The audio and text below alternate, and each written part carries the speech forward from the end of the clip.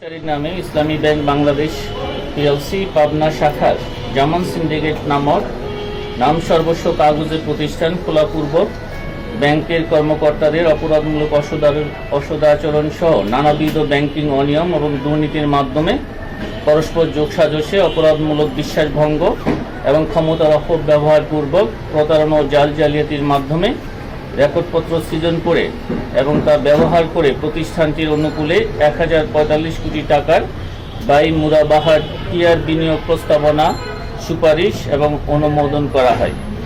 অতঃপর 1008 কোটি টাকা বিতরণপূর্বক আত্মসাৎ এবং উক্ত অর্থের উৎস এবং প্রকৃতি গোপন করার জন্য স্থানান্তর, রূপান্তর এবং হস্তান্তর করার অপরাধ অনুসন্ধানকালে প্রমাণিত হয়েছে।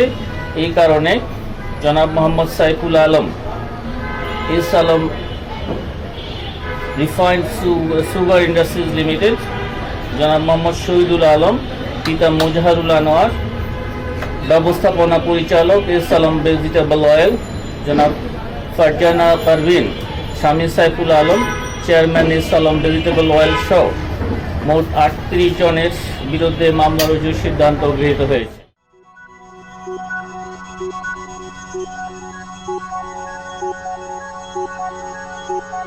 Thank you.